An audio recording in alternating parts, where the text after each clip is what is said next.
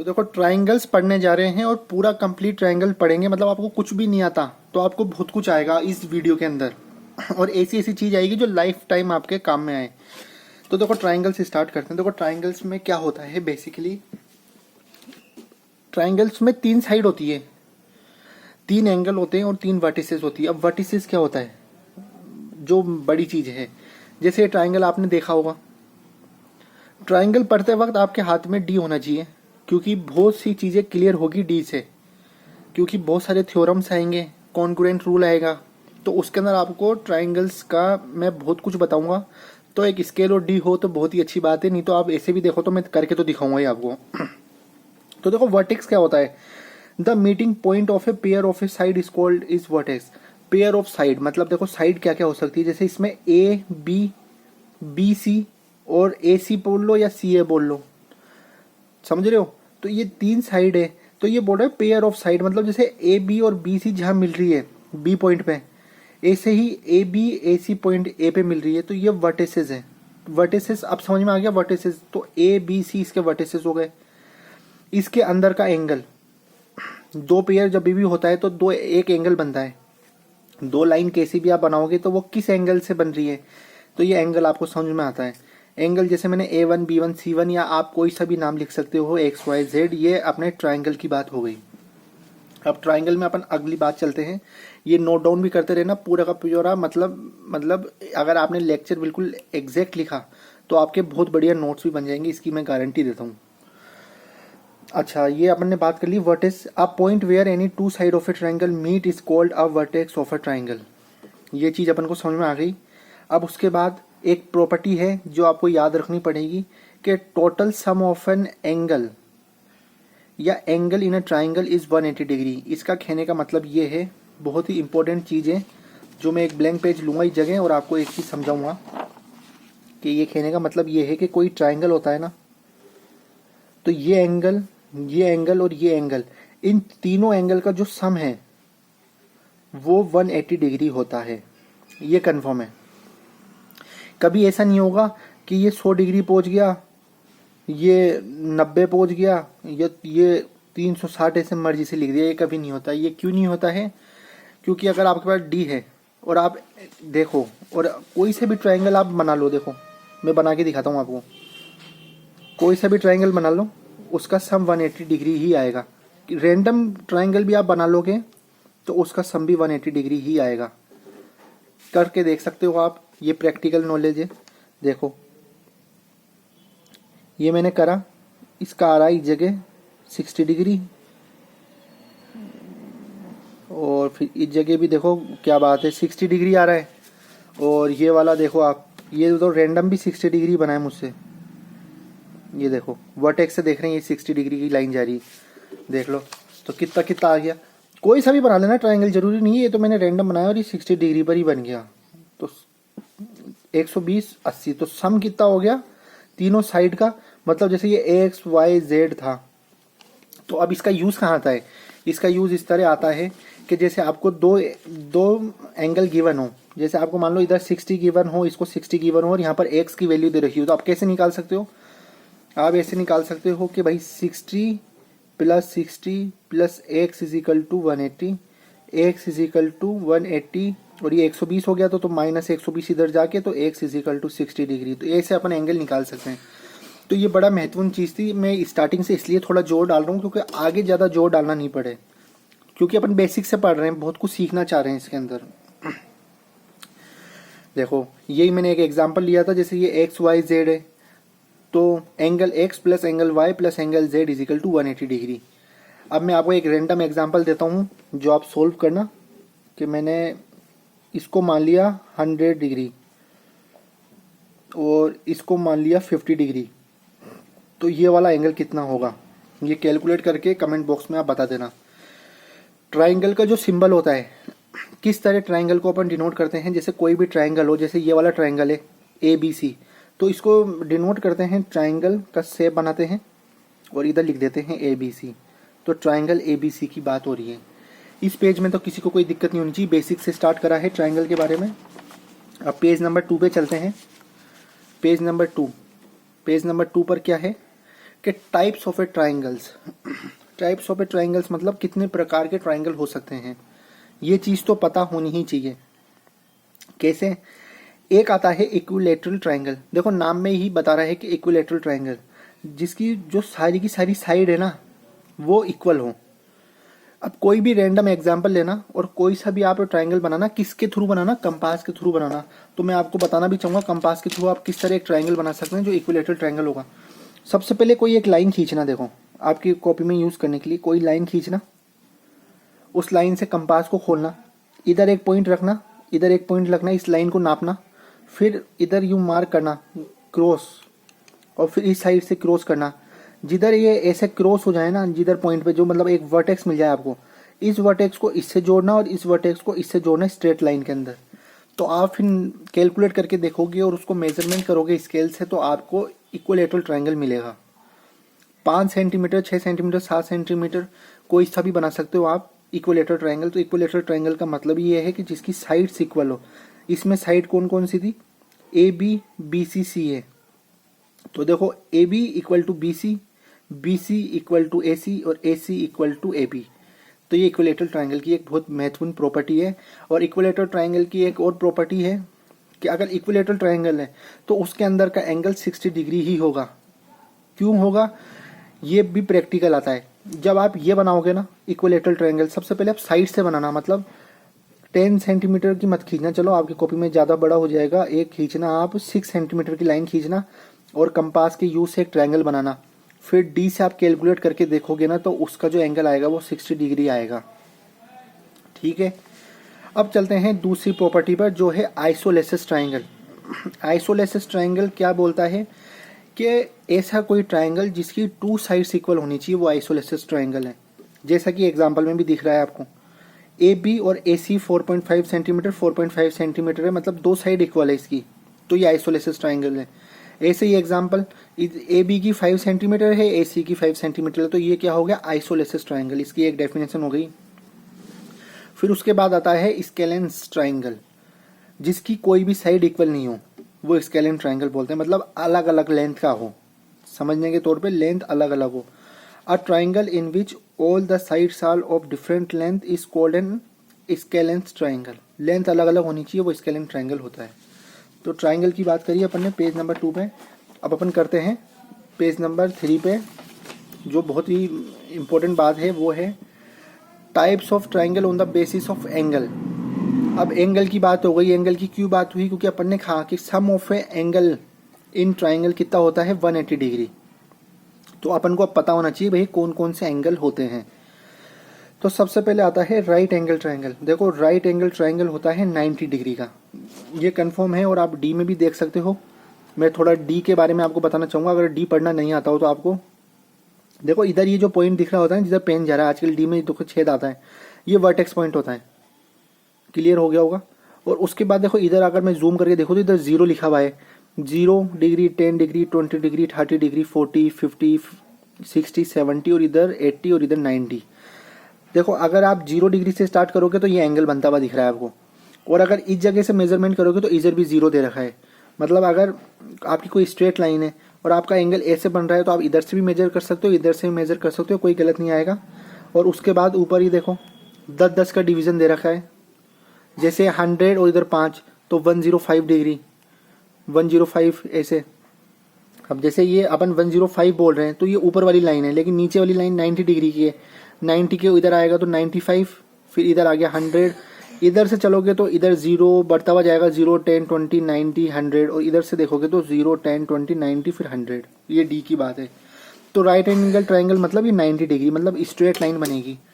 A triangle in which one of the angle measure 90 degree is called as right angle triangle. जैसे मैंने ये बनाया भी है राइट एंगल ट्रायंगल, इसको आप मेजर भी करोगे वर्टेक्स पॉइंट से। तो अगर आप देखोगे तो ये देखो वर्टेक्स पॉइंट से देखोगे तो देखो ब्लैक लाइन दिखती हुई जा रही है 90 डिग्री पे, ये राइट एंगल ट्रायंगल होता है। उसके बाद आता है acute angle triangle. A triangle in which every angle is more than 0 but less than 90 degree. कहने का मतलब ये है कोई भी ट्रायंगल हो या कोई भी एंगल हो, उसमें क्या होता है कि कोई भी जो एंगल है बन रहा है वो 0 से तो बड़ा होगा और 90 से छोटा होगा, तो वो एक्यूट एंगल है। अब इसके अंदर आप देख रहे हो ये ट्राइंगल बना हुआ है, इस ट्राइंगल को मैं मेज़र करूँगा तो ये देखो कितना आ रहा है। ये आ रहा है कि 0 से तो बड़ा हुआ है लेकिन 90 से छोटा है। तो ये ही एक्यूट एंगल की प्रॉपर्टी है, ये आपको पता होनी चाहिए। उसके बाद आता है obtuse angle, triangle. A triangle in which one of the angle is more than 90 degree. अब के बार क्या हो गया कि 90 से तो बड़ा होना चाहिए और 180 से लेस होना चाहिए, क्योंकि डी के अंदर आप देखोगे इस जगह तो डी पे किस तरह चलता है। देखो ये 0 डिग्री से स्टार्ट होता है, फिर बिल्कुल स्ट्रेट लाइन आती है तो ये अपना हो जाता है 90 डिग्री, और फिर उसके बाद इधर इस साइड पे अगर एक्स एक्सिस पे वापस स्ट्रेट लाइन आती है तो ये पूरा का पूरा बन जाता है 180 डिग्री। और ट्राइंगल की प्रॉपर्टी भी अपनी 180 डिग्री पर ही है कि total sum of triangle 180 degree ही होता है। तो देखो इससे ही सबको समझ में आ रहा है कि अगर 0 से 90 के बीच में रहा तो क्या हो गया, एक्यूट एंगल। ठीक है, एक्यूट की स्पेलिंग देख लेना। 90 रहा तो ये हो गया राइट एंगल ट्राइंगल, और 90 से 80 के बीच में रहा less than 180 degree and lies more than 90 degree, तो ये हो गया ऑब्ट्यूज एंगल। तो ये तीनों ट्राइंगल अपन को याद भी हो गए साथ के साथ ही। अब अपन चलते हैं टाइप्स ऑफ एंगल। वो ट्राइंगल में एंगल बताए थे, अब ये सिर्फ ओनली एंगल। एंगल वही चीज़ है, वो कोई बड़ी बात नहीं है, वो मैंने आपको पहले ही समझा दिया कि एक्यूट एंगल कितना होता है, 90 से लेस होता है और 0 डिग्री से ज़्यादा होना चाहिए और 90 से लेस। ऑब्ट्यूज एंगल 90 से बड़ा और 180 से छोटा। राइट एंगल ट्राइंगल एग्जैक्टली 90 होता है।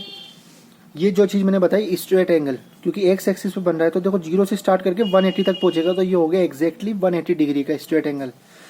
और रिफ्लेक्स एंगल बोलते हैं, जो क्या होता है 180 से ज़्यादा और 360 से कम। खुद सोचो यार, 0 से स्टार्ट करेंगे कोई लाइन तो पूरा घूम के अगर इधर ही आ जाएंगे, तो अगर इधर 180 था तो 180 का डबल कितना होता है, 360 डिग्री होता है। तो इधर अगर 180 है तो उसी का ही डबल 360, तो 360 का हो गया। तो ये बोल रहा है reflex angle lies between 180 and 360। तो ये टाइप्स ऑफ एंगल की बात हो गई पेज नंबर अपने पास 4 पर। ठीक है, अब अपन बात चलते हैं एंगल सम प्रॉपर्टी, जो बहुत ही इंपॉर्टेंट प्रॉपर्टी है। कि मैंने आपको ये चीज़ बता दी, क्या चीज़ बता दी, कि sum of a triangle 180 degree होता है।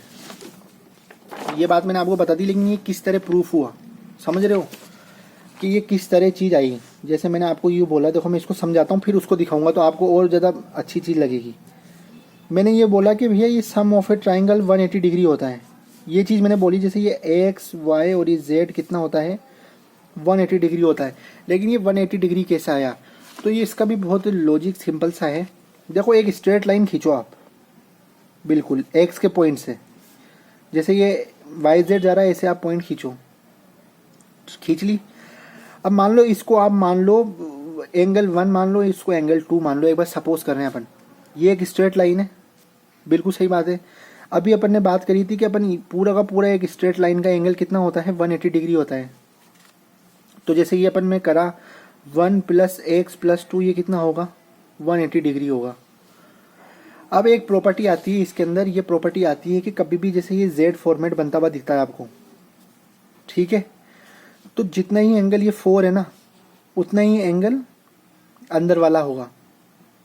जैसे अगर ये 4 एंगल है तो इस एंगल 1 के इक्वल होगा। इधर ये ट्राइंगल बन रहा था, अब ये वाला एंगल ऐसे यूं एक जेड बन रहा है। अब ये वाला एंगल मान लो मैंने कितना लिखा था, जैसे इधर 2 लिखा था, तो 2y के इक्वल होगा। ये जो 1 है ये किसके इक्वल होगा, ये जेड के इक्वल होगा। अब देखो और प्रॉपर समझ में आएगा जब मैं स्टार्ट करूँगा कि मैंने एक ट्राइंगल माना, एंगल सम प्रॉपर्टी किस तरह निकलती है। 1 2 3 अंदर के एंगल थे, 1 2 3, जो अपन को पता था 1 2 3 180 डिग्री होता है, लेकिन इसको अपन प्रूफ करते हैं। तो अपन ने क्या करा, ए पॉइंट पर एक ऐसी लाइन खींची, बिल्कुल स्ट्रेट लाइन, जो किसके बी सी के पैरेलल थी। किसके पैरेलल थी, बी सी के पैरेलल थी। जो ये एक्सटीरियर एंगल था जो 4 माना और ये 5 माना, तो 4 3 और 5, जो 4 3 और 5 था वो 180 डिग्री, क्योंकि स्ट्रेट लाइन का मैंने एंगल 180 डिग्री आपको दिखा भी दिया था। इस जगह चीज़ दिखाई थी जो पहले आती है छोटी छोटी, देखो चीज़ें, अगर ये चीज़ें आप देखते हुए चलोगे तो सब कुछ ही आता है। 180 डिग्री हो गया। अब क्या है कि z बनता है, देखो एक्सटीरियर एंगल अगर ये x के y के इक्वल है। अच्छा ये क्यों हुआ, इसका भी मैं आपको प्रूफ देता हूँ, देखो 1 मिनट के अंदर। अब आप देखो, एक अपन लेते हैं स्ट्रेट लाइन, बिल्कुल स्ट्रेट लाइन ली, और अपन ने कोई एंगल बना दिया। ये बिल्कुल स्ट्रेट लाइन लेनी पड़ेगी आपको, बिल्कुल भी एरर नहीं करनी पड़ेगी। और मैं ऐसे के ऐसे लेके जाऊंगा इसको, स्ट्रेट लाइन को। डी मेरा चेंज नहीं होना चाहिए और मैं ऐसे खींच देता हूँ, ठीक है। अब देखो खुद को ही समझ में आ रहा होगा यार आपको। अगर मैं ये चेक करूंगा तो ये देखो 60 डिग्री दिखता हुआ दिख रहा है आपको।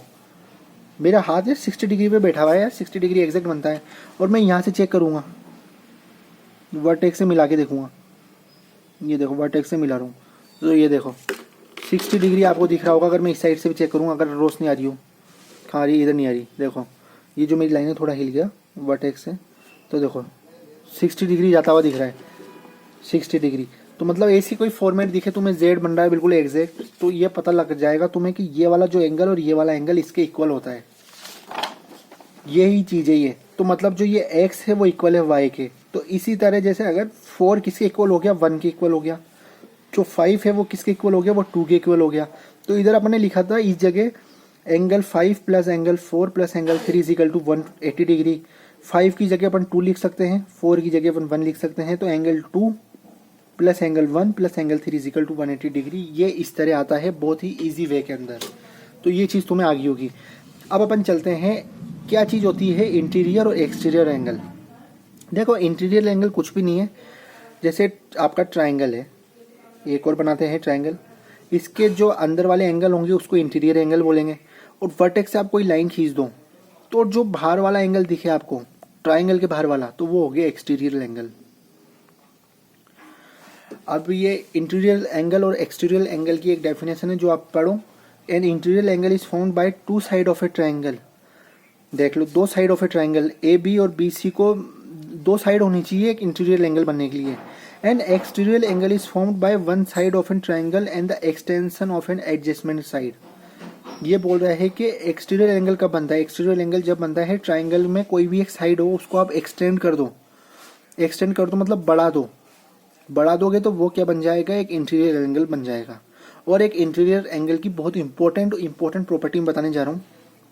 जैसे मैंने ये एक ट्राइंगल बनाया 60 डिग्री 60 डिग्री 60 डिग्री का, और मैंने ये लाइन खींची और इसका जो सम है ना, जैसे ये 120 आया ना, तो किसके इक्वल होता है, ये अपोजिट जो अपोजिट बन रहे हैं ना इसके, इस एंगल के अपोजिट वालों के सम के इक्वल होता है।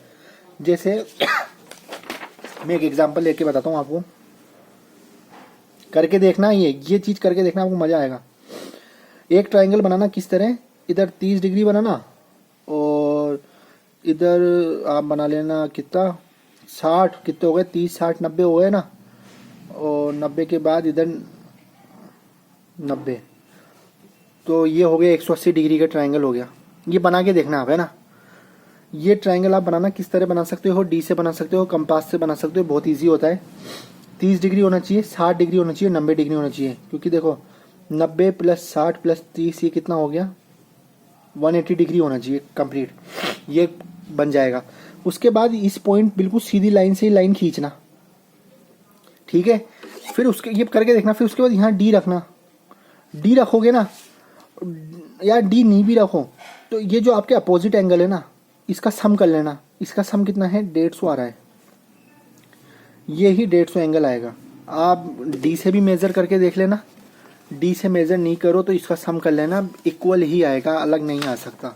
ये बात कंफर्म है। अब पेज नंबर अपन चलते हैं 6 पे। देखो पेज नंबर 6 पे क्या है, एक न्यूमेरिकल है।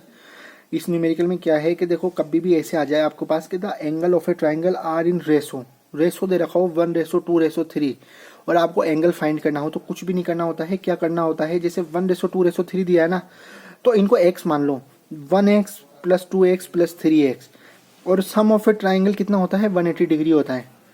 तो 6x is equal to 180 degree, x is equal to 30 degree. अब x की वैल्यू अपन ने ये x माना था, तो 1 इंटू 30, 2x 2 इंटू 30 और 3 इंटू 30। तो देखो 60 और 90, 60 प्लस 30, तो क्या 180 डिग्री बन चुका। तो ये एक न्यूमेरिकल फॉर्म में आता है, तो बड़ा ही ईजी वे में है। तो मैंने आपको ये भी बता दिया। अब अपन चलते हैं बड़ा ही इंपॉर्टेंट टॉपिक, जो मतलब ट्राइंगल का बेस है, कॉन्ग्रुएंट ऑफ ए ट्राइंगल। भाई कॉन्ग्रुएंट क्या चीज़ होती है, तो कॉन्ग्रुएंट की बात करेंगे, बहुत फोकस से पढ़ना। तो यार A7 एजुकेशन में बने हुए और आपके लिए मेहनत करते हैं और कॉन्सेप्ट वाइज पढ़ते हैं, और कोई भी डाउट हो तो आप कमेंट में कर सकते हो। तो अपन अब स्टार्ट करते हैं, 2 मिनट वेस्ट करें, 2 मिनट भी नहीं 2 सेकंड में करें। अब कॉन्ग्रुएंट ऑफ ए ट्रायंगल पे पूरा फोकस होना चाहिए। देखो कॉन्ग्रुएंट मतलब क्या होता है? कॉन्ग्रुएंट मतलब होता है कि कोई भी ऐसा ऑब्जेक्ट वो एक दूसरा सिमिलर हो। एग्जाम्पल के तौर पे 1 रुपए का सिक्का 2 लेना और उसको ऊपर नीचे रख देना, तो जो नीचे वाला सिक्का है वो पूरा का पूरा ऊपर वाले के ऊपर आ जाएगा। जैसा कि मेरा ये हाथ है, ये वाला हाथ इसके सिमिलर है। अगर मैं इसको थोड़ा एग्जैक्ट देखूं तो ऐसा नहीं दिखेगा कि नीचे कोई हाथ है। देखो नीचे वाला हाथ छुप चुका है मेरा, समझ रहे हो? तो कॉन्ग्रुएंट फिगर क्या होती है कि वो उसका साइड भी सेम हो, शेप भी सेम हो, तो वो कॉन्ग्रुएंट है। कॉन्ग्रुएंट मतलब अगर अच्छी और सरल भाषा में समझो तो इक्वल इन ऑल एक्सपेक्ट बोलो या रेस्पेक्ट बोलो, उसकी शेप भी सिमिलर हो, साइड भी सिमिलर हो। लेकिन अब ट्रायंगल में क्यों पढ़ते हैं अपन कॉन्ग्रुएंट? कॉन्ग्रुएंट ट्रायंगल में इसलिए पढ़ते हैं क्योंकि दे रखा है, पहली बात तो ये, और दूसरा इसके न्यूमेरिकल बहुत आते हैं। तो अब देखो कॉन्ग्रुएंट की डेफिनेशन क्या है। कॉन्ग्रुएंट के बहुत सारे एग्जांपल है, जैसे यार एटीएम मशीन है, एटीएम कार्ड अपन कोई बैंक इशू करती है, कोई एक bank similar ATM card issue करती है, क्योंकि वो कॉन्ग्रुएंट है। नहीं तो अगर एटीएम में अगर अलग अलग सबको अलग अलग करे तो कितनी मशीनें बनाएंगी? एक एटीएम मशीन होती है, एक बैंक की है, 2 मान लो, लेकिन बहुत सारी एटीएम मशीन भी होगी, लेकिन कार्ड तो सिमिलर रहेगा, शेप सेम रहेगी, साइज सेम रहेगी, नहीं तो चले नहीं। ऐसे बहुत सारे डेली टू डेली लाइफ में बहुत एग्जांपल है कॉन्ग्रुएंट के, जिसमें आपको तो ये याद रखना है शेप भी सिमिलर हो, साइज भी सिमिलर हो। और एंगल की बात अपन करेंगे क्योंकि वो आगे अपन आएंगे, एंगल, साइड एंगल, बहुत कुछ आएगा। तो अब देखो धीरे धीरे आपको मैं कॉन्सेप्ट वाइज भी करता हूँ और क्लियर करके चलता हूँ। देखो any number of a figure which are exactly the same size and shape are said to be congruent. ये बात समझ में आ गई। एग्जाम्पल कोइन जो मैंने आपको बताया, nut bolt, cars, 2 identical figure, ये सिर्फ कॉन्ग्रुएंट हो सकता है अगर सिमिलर नट बोल्ट है, सेम साइज के हैं, कार एक ही कंपनी की है। जैसे नैनो मान लो, नैनो ने बनाई ब्लैक कलर की कार, तो वो नैनो ऐसी की सी कार ही बनाएगा, तो वो कॉन्ग्रुएंट फिगर है। तो इसमें एक आता है सुपर पोजिशन। पता कैसे चलता है? तो ये बड़ा सिंपल है कि if one figure fits the other exactly, they cover each and other exactly, then the 2 figure are congruent. कहने का मतलब ये है जैसे ए बी सी एक ट्राइंगल है और मैंने इधर माना पी क्यू आर एक ट्राइंगल है, मैंने सिमिलर ट्राइंगल बना के इसके ऊपर रख दिया, और अगर वो पूरी तरह उसको कवर कर लेता है तो वो कॉन्ग्रुएंट है। तो देखो ट्राइंगल में क्या क्या चीज कॉन्ग्रुएंट हो सकती है? A B equal to P R, A C equal to P Q and Q R equal to B C. अगर साइड सिमिलर है कॉन्ग्रुएंट है। एंगल होना चाहिए, अगर साइड हो गई तो वो एंगल ऑटोमेटिक कॉन्ग्रुएंट हो जाएगा। लेकिन इसमें एक बात आती है, अगर एंगल सिमिलर है तो जरूरी नहीं साइड भी कॉन्ग्रुएंट हो जाए। उसका एग्जांपल मैं आपको दूंगा बड़ा ही इजी वे के अंदर। तो देखो एग्जांपल के तौर पे एक और पेज लेते हैं बताने के लिए। एक लाइन लेना 6 सेंटीमीटर की, या आपके पास 7 सेंटीमीटर की लेना, प्रकार रखना इधर, पहले इसको नापना, प्रकार उतना ही खुल जाएगा 7 सेंटीमीटर जितना, ये स्केल से बनाना, फिर उसके बाद इधर एक कट लगाना ऐसे लंबा सा, फिर इस पॉइंट पे रखना ऐसे प्रकार को, फिर इधर से ऐसे कट लगाना, फिर जिधर वर्टेक्स पॉइंट आएगा उधर से इसको मिला देना, उसको इधर मिला देना। फिर उसके बाद अभी चेक करना एंगल, वो सारे सेम होंगे और साइड भी सेम होगी। तो साइड से तो कॉन्ग्रुएंट बन सकता है फिगर, लेकिन एंगल से नहीं बन सकता। एंगल से क्यों नहीं बन सकता यार? खुद देखो, मान लो मैंने इधर 60 डिग्री, 60 डिग्री और 60 डिग्री का कोई ट्रायंगल बनाया, तो जरूरी थोड़ी इतना से ही बनेगा। 60 डिग्री, 60 डिग्री, 60 डिग्री का तो यार इतना बड़ा ट्रायंगल भी तो बन सकता है। ये देखो 60 डिग्री, 60 डिग्री और 60 डिग्री, कितना ही बड़ा ट्रायंगल बन सकता है। तो एंगल से कॉन्ग्रुएंट का पता नहीं चलता, साइड से कॉन्ग्रुएंट का पता चल जाता है। समझ रहे हो? तो ये बड़ा बेसिक चीज है। और कॉन्ग्रुएंट का सिंबल याद रखना, देखो इक्वल का साइन लगाते हैं और उसके ऊपर अपन ये ऐसे लगा देते हैं, इसको क्या कहते हैं? हाइफन कहते हैं, क्या कहते हैं मुझे याद नहीं आ रहा अभी यार। ऐसे थोड़ा कर्व करके बनाते हैं तो उसका कॉन्ग्रुएंट होता है। जैसे मेरा ये ट्राइंगल है, इसके ऊपर सुपर पोजिशन हो गया, तो मैं ऐसे लिखूंगा, ट्राइंगल का साइन बताया, triangle A B C congruent to triangle P R Q. अच्छा अभी कॉन्ग्रुएंट लिखा है ना, तो इसमें एक CPCT रूल आता है, बड़ा ही इंपॉर्टेंट। CPCT रूल क्या कहता है कि जैसे मैंने ट्राइंगल का कॉन्ग्रुएंट कर दिया तो इसका मतलब बहुत कुछ एक कह रहा है। जैसे ये क्या कह रहा है कि ये A B equal to P R, A B equal to P R ही है, B C equal to Q R है, B C equal to R Q है। और A C equal to P Q है, A C equal to P Q है। ये ऐसे नहीं हो सकता कि A B equal to R Q, गलत। जो ट्राइंगल के जैसा लिखा गया है वैसे ही होगा। Angle A equal to angle P, angle A equal to angle R नहीं होगा, angle B equal to angle R और angle C equal to angle Q. क्योंकि अपन सीपीसीटी लिखते हैं, कोरोस्पोंडिंग साइड्स आर इक्वल, जिस तरह करते हैं, तो वो मैं आपको बताऊंगा, अभी आगे आने वाला है वो भी। पेज नंबर 8 पे आते हैं। देखो सम फिगर, कौन कौन सी फिगर कॉन्ग्रुएंट हो सकती है। देखो कॉन्ग्रुएंट फिगर होने के लिए एंगल्स इक्वल होनी चाहिए और साइड इक्वल होनी चाहिए, जो मैंने आपको बता दी। रेक्टेंगल कॉन्ग्रुएंट हो सकता है, ये वाला कॉन्ग्रुएंट हो सकता है, लेकिन किस तरह, अगर इसको आप इस तरह मोड़ दो, रोटेट कर दो, तो देखो यही शेप बनती हुई दिखेगी आपको। अब देखो ये अलग लग रही थी ना, लेकिन ये कॉन्ग्रुएंट है। लेकिन लिखने का तरकीब किस तरह होगा, लिखने का तरकीब इस तरह होगा कि angle X equal to angle C. देखो इस तरह मोड़ा है, angle X equal to angle C, angle W equal to angle A, angle U equal to angle D and angle V equal to angle V. X W किसके equal है, C ए के equal है। देख लो, लिखने का वे भी बता रहा हूँ मैं आपको साथ के साथ। अब हम चलते हैं पेज नंबर 9 पे। Congruent of A special geometrical figure, मतलब कौन कौन सी चीज़ें कॉन्ग्रुएंट हो सकती है।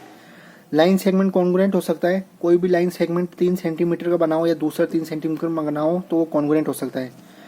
एंगल कॉन्ग्रुएंट हो सकते हैं, एक ही प्रकार के एंगल कॉन्ग्रुएंट हो सकते हैं। स्क्वायर साइड्स इक्वल हो, कॉन्ग्रुएंट हो सकता है। सर्कल के लिए रेडियस देखते हैं, एक रेडियस बनाओ आप 5 सेंटीमीटर की, दूसरी रेडियस बनाओ 5 सेंटीमीटर की, दोनों को काट के देख लो, वो कॉन्ग्रुएंट कहलाएगी।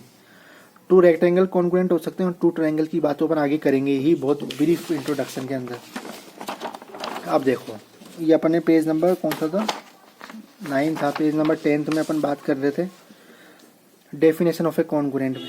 अब डेफिनेशन पढ़ते हैं, कॉन्ग्रुएंट समझाता हूँ पहले मैं, फिर उसके बाद डेफिनेशन बताता हूँ एक और।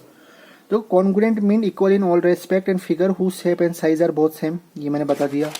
जैसे मैंने एक एग्जांपल लिया ए बी सी, जिसमें 4.5 4 सेंटीमीटर 5 सेंटीमीटर लिखा। एक लिया मैंने पी क्यू आर, जिसकी मैंने साइड वही बनाई 4.5 सेंटीमीटर 5 सेंटीमीटर एंड 4 सेंटीमीटर। तो मैं किस तरह लिखूंगा, सॉल्यूशन कर देंगे तो किस तरह लिखेंगे। तो in triangle P Q R, देखो P Q R is congruent to triangle A B C, we write triangle P Q R congruent to A B C, इस तरह लिखते हैं। इसका मतलब क्या होता है ये भी समझा दिया। P Q equal to A B, Q R equal to B C and R P equal to C A, R P equal to C A. Side सी बात हो गई। सीपीसीटी यही बोलता है कॉन्ग्रुएंट ट्राइंगल कोरस्पोंडिंग पार्ट, इस तरह लिख दिया तो इसके कोरस्पोंडिंग पार्ट्स भी इक्वल हो गए। एंगल पी के लिए एंगल ए है, एंगल बी के लिए एंगल क्यू है, एंगल सी के लिए एंगल आर है, जो मैंने यहाँ लिखा है। और वर्टेक्स वही बात है, vertex corresponding to A, P के लिए ए है, क्यू के लिए बी है और आर के लिए सी है, जो मैंने आपको समझा दिया। अब देखो आप ऐसे नहीं लिख सकते थे इसको कि ट्राइंगल क्यू आर पी, देखो ट्राइंगल क्यू आर पी भी है, लेकिन ये कॉन्ग्रुएंट नहीं है किसके, ट्राइंगल ए बी सी के, क्योंकि कोरस्पोंडिंग पार्ट चेक करेंगे। देखो क्यू आर, देखो क्यू आर 5 सेंटीमीटर के और ए बी 4.5 के, तो कॉन्ग्रुएंट नहीं हुआ, यहाँ गड़बड़ हो जाएगी। तो कॉन्ग्रुएंट में ये चीज़ लिखना बहुत इंपॉर्टेंट है, जो आपको समझ में आ गई होगी। अब पेज नंबर 11 पे चलते हैं। पेज नंबर 11 A7 एजुकेशन पे। ए से एस ट्राइंगल, ए से एस ट्राइंगल मतलब एक एक्सियम आती है। ए से एस मतलब होता है एक रूल है कॉन्ग्रुएंसी का, साइड एंगल साइड का, और ये पूरी बुक के अंदर सेम होगा। एक्सियम मतलब कि भाई प्रूफ हो चुका और गारंटी है कि ये सेम होगा, कभी चेंज नहीं होगा।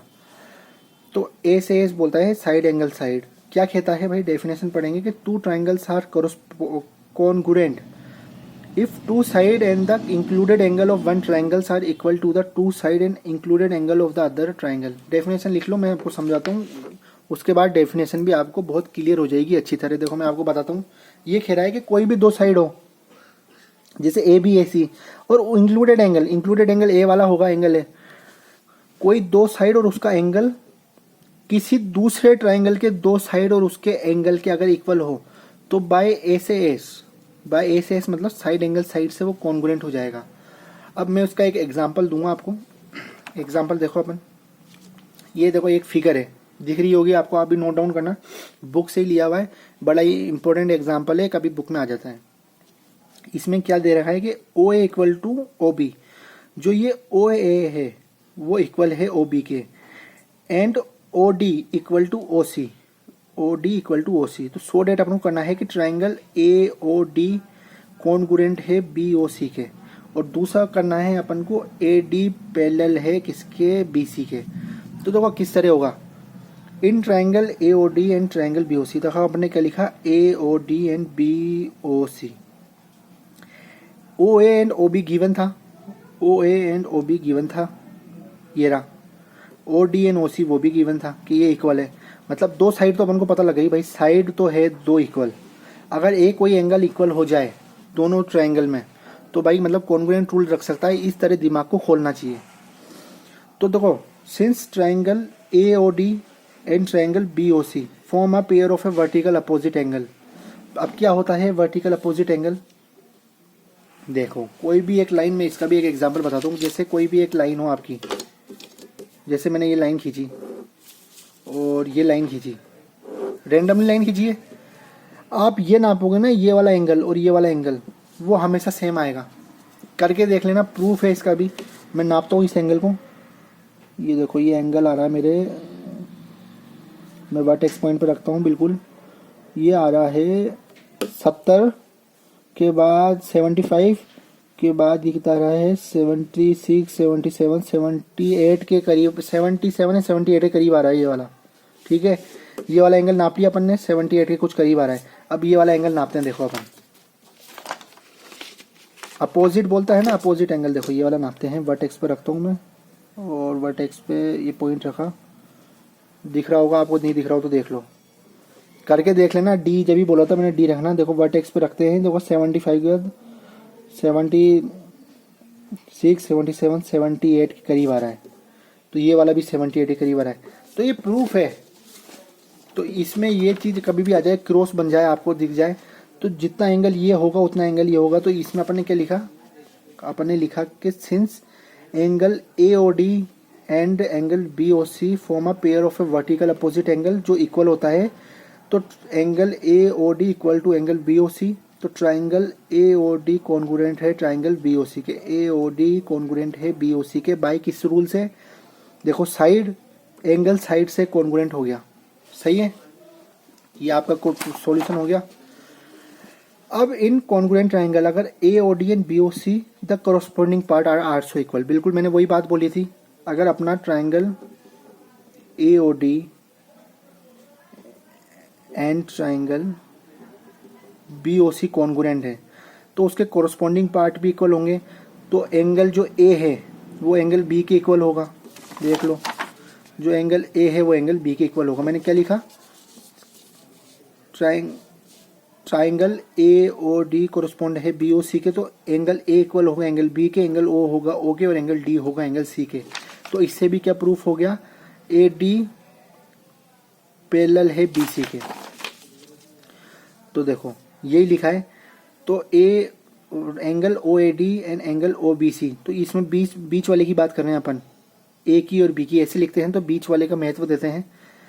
ए पे फर्स्ट वाला आ जाएगा, तो ए और बी इक्वल है, तो this form a pair of an alternative angle form a line segment. तो A D and B C, तो A D and B C are parallel. और ये जेड भी बन रहा था, दिख रहा होगा आपको, ये जेड बनता था जो अपन ने ऊपर बात करी थी। तो जो बी है उतना ही ए है।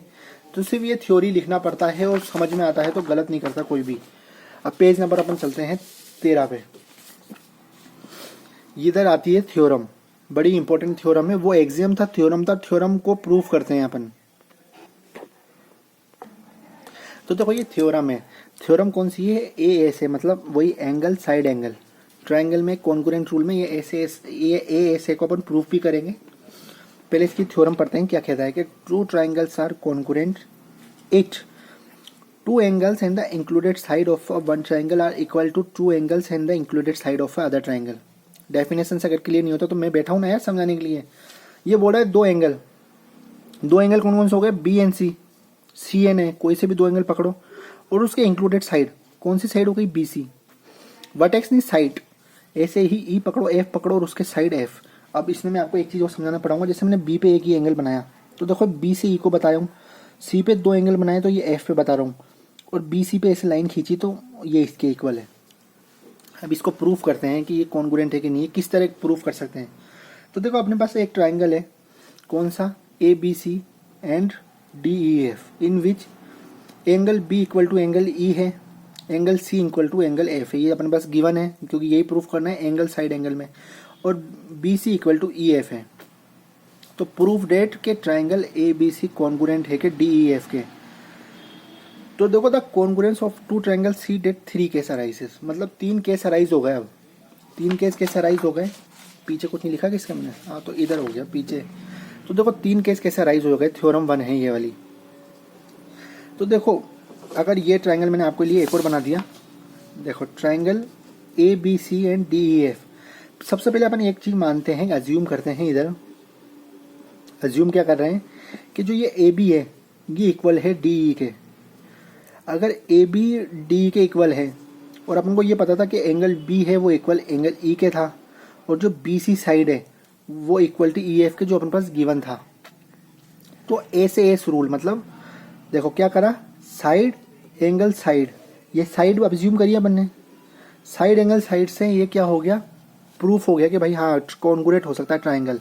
लेकिन मान लो केस 2 अराइज क्यों हुआ, अपन ने अज्यूम करा है तो अज्यूम अपन तीनों चीज करके देखेंगे। अब मान लो कि देखो ए बी और बी सी है, A B and D E है, तो मान लो कि ए बी बड़ा है और डी ई छोटा है, ये भी तो हो सकता है। अपन ने तो चलो अज्यूम माना, तो अज्यूम तो सब कुछ कर सकते हैं अपन। तो अपन को क्या करना होगा, एक कंस्ट्रक्शन करना होगा। ऐसा ट्रायंगल आ गया तो अपने एक कंस्ट्रक्शन करा, एक पॉइंट पी लिया, और वो पॉइंट पी लिया, और वो पॉइंट पी किसके इक्वल था, डी के इक्वल था। मतलब जो पी बी लाइन थी ना वो डी के इक्वल थी। यही चीज मैंने लिखी है कि we take a point P on A B such that P B equal to D. कोई प्रॉब्लम नहीं समझ में तो in triangle P B C and triangle D E F, in triangle P B C and D E F, तो अपन क्या लिखेंगे इधर, देखो इधर ये चलता हुआ आ रहा है, तो in triangle P B C and D E F, तो मैं इसको इधर ले जाता हूँ थोड़ा, और इसका इधर ले जाता हूँ डायग्राम जो दिखता भी रहे तुम्हें, P B C and D E F. तो देखो एंगल, ये तो कंस्ट्रक्शन से करा अपन ने, ये लिख दिया, साइड इक्वल हो गई कंस्ट्रक्शन से, P B equal to D E, angle B equal to angle E, and B C equal to E F given था। तो triangle P B C congruent हो गया डी ई एफ के, by किससे हो गया, ए से ए, साइड एंगल साइड ही लिखा हुआ है ना, साइड एंगल साइड से ये कॉन्ग्रुएंट हो गया। बट अब देखो यहाँ पर एक चीज सोचने वाली है। क्या चीज सोचने वाली है, अब अगर मैं इधर देखूं, पहले वाले में क्या हुआ था कि जो एंगल ए सी बी था, ठीक है, वो इक्वल था डी एफ ई के, मतलब कहने का मतलब है जो एंगल सी है वो एंगल एफ के इक्वल था, सही है। अब जो अपन ये ट्राइंगल चल रही थी, किस ट्राइंगल की, ए सी बी की बात चल रही थी, जिसमें एंगल सी की और एफ की बात चल रही है। एक ट्राइंगल अपन ने लिया पी सी बी और ट्राइंगल लिया डी एफ ई, इसमें क्या हो गया, एंगल सी है वो किसके इक्वल हो गया, एंगल एफ के। तो यार ये कैसे पॉसिबल हो सकता है, समझ में आ रहे हो, यही चीज लिखी है कि ये कैसे पॉसिबल हो गया। तो देखो ये पॉसिबल जब ही होता है जब ये जो ए वाला पॉइंट है ना वो कंसाइन करता है ए पे, मतलब जो पी वाला पॉइंट है वो ए पर ही होना चाहिए। यही चीज मैंने लिखी है कि देखो triangle P B C congruent है डी एफ ई एफ के बाय ए से S congruent, since triangle congruent their part will be equal, तो angle P C B equal to D F E. But equation 1 में अपन ने क्या रखा था, जो एंगल ए सी बी, सी की बात कर रहे हैं, वो डी एफ ई मतलब एफ से कॉन्ग्रुएंट था, और अब सी का सी पी से हो गया। मतलब कहने का मतलब यही है, ये कहने वाला है कि पी ए पर हो। ये थ्योरम ये बताती है ये कब पॉसिबल हो सकता है, जो अपने ड्रॉ करा है ना वो ए पर हो, क्योंकि थ्योरम है, थ्योरम में एज्यूम करके चलते हैं। इसी तरह केस 3 आता है, केस 3 क्या बोलता है, ए सी बी है और डी एफ ई वही ट्राइंगल है। तो अब के बार क्या हो गया, डी ई बड़ा है ए बी से, तो अब क्या करेंगे अपन, वही कंस्ट्रक्शन करेंगे, एक पॉइंट एम लेंगे जो किसके इक्वल हो, ए बी के इक्वल हो। ए बी के इक्वल लेने के बाद दो ट्रायंगल देखेंगे, दो ट्रायंगल के बाद अपन लगाएंगे कि भाई ए बी इक्वल है एम ई के, एंगल बी इक्वल है एंगल ई के, बी सी इक्वल है ई एफ के, गिवन है। तो triangle A B C congruent हो गया किसके, एम एफ ई के बाय ए से एस रूल। तो एंगल सी है जो ए सी बी में था वो इक्वल हो गया एम एफ ई के। लेकिन अपन ने क्या देखा कि भाई डी एफ ई तो इसके था, ए सी बी के इक्वल था, तो इसमें कब हो सकता है प्रूफ? जब ही हो सकता है कॉन्ग्रुएंट, जब जो एम पॉइंट है वो कंसाइन हो जाए डी से। तो ये थ्योरम बताती है। ये थ्योरम अब तुम बुक में देखना, मेरी गारंटी है तुम्हें इतनी गजब समझ में आएगी। अब उसके बाद एक और आता है, अपन ने वाली पढ़ी थी एंगल साइड एंगल, अब के बाद आती है एंगल साइड कॉन्ग्रुएंट रूल। क्या कहता है कि two angles are congruent if two pair of an angle and one pair of an corresponding sides are equal, so it is an AAS congruence rule। कहने का मतलब यह है, पहले अपन ने पढ़ा था एंगल साइड एंगल, अब अपन पढ़ रहे हैं कि दो एंगल और उसकी corresponding साइड। दो एंगल कोई से भी देख सकते हो आप, जैसे ये एंगल या उसकी corresponding side. Sum of the three angle 180 degree होता है।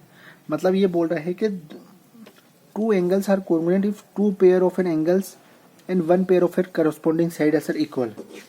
मतलब खुद बना के देखना, जैसे कोई ट्रायंगल बनाना, ये 60 डिग्री का हो, ये 60 डिग्री का हो और कोई एक साइड इक्वल हो। तो देखो अपन इसमें करते हैं, ये किससे रिलेट होती है? थ्योरम टू आइसोलेसिस ट्रायंगल से रिलेट होती है। पता आइसोलेसिस ट्रायंगल से चलता है, जब भी ये आ जाए ना, two angles are congruent if any two pair of an angle and one pair of an corresponding sides are equal, so it is an AAS congruence rule। इसको एक और इस तरह लिखते हैं, एक और जो डेफिनेशन है, angle opposite to equal side of an isosceles triangle are equal. देखो angle opposite to equal side of an isosceles triangle are equal, एक क्वेश्चन आता है इसे। देखो A B equal to A C अपने पास गिवन है क्योंकि आइसोलेसिस ट्रायंगल है। पेज नंबर 16 हो गया, पेज नंबर ये, ठीक है। तो अब इसको किस तरह प्रूफ करते हैं? देखो एंगल बी और एंगल ई अपन को बताना है कि भाई इक्वल हैं कि नहीं है, क्योंकि यही प्रूफ करना है। थ्योरम भी यही कहती है कि साइड्स तो इक्वल है।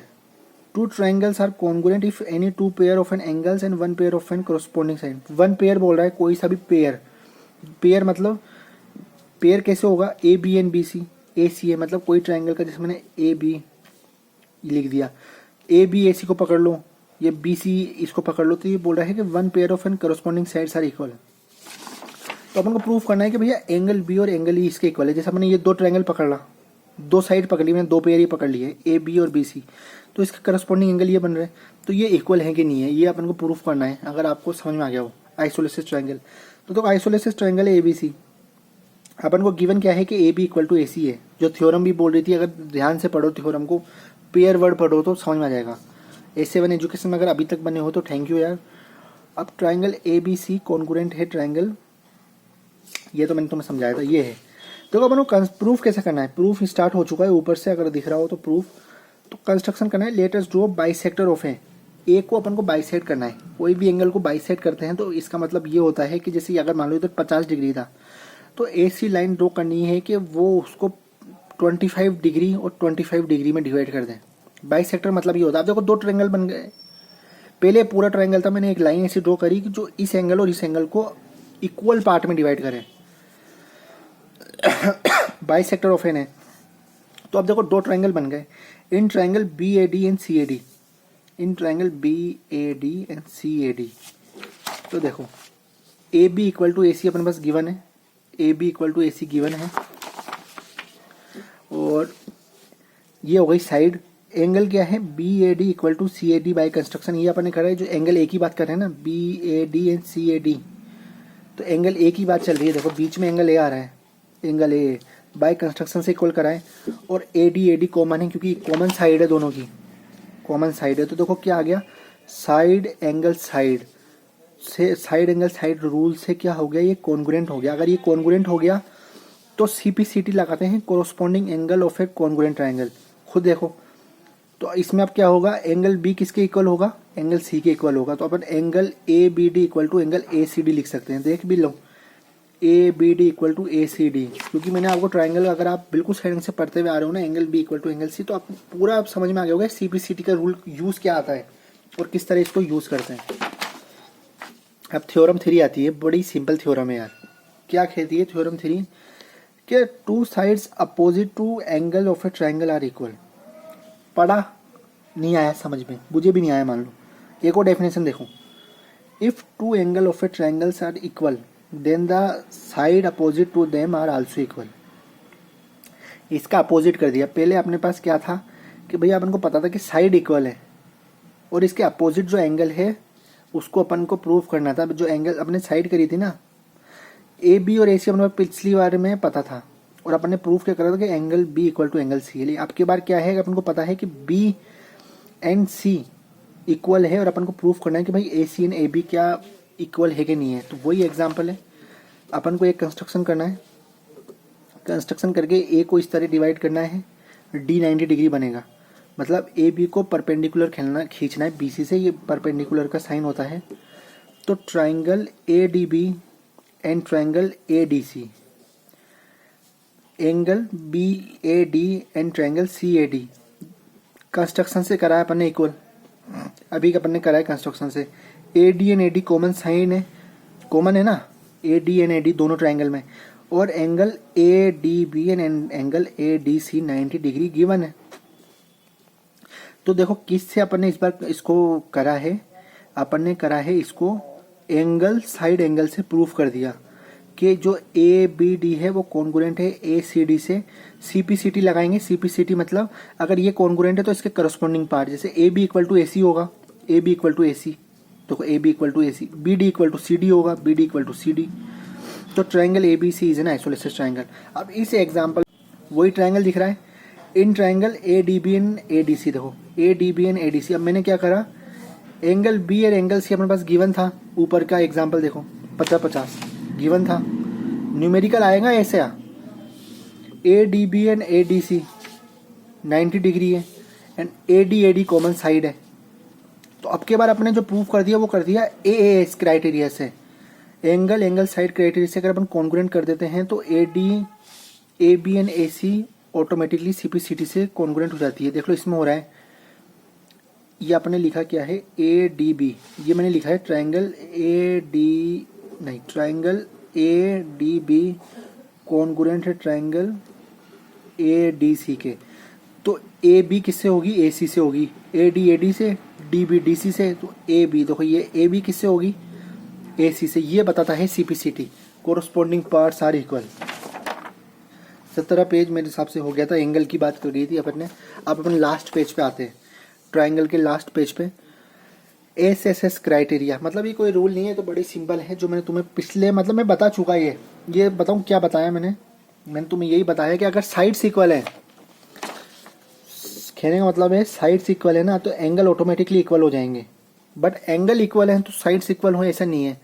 तो जब भी कहते हैं कि अगर कॉन्ग्रुएंट का मतलब होता है कि सिमिलर शेप से भी और साइड से भी और एंगल से भी।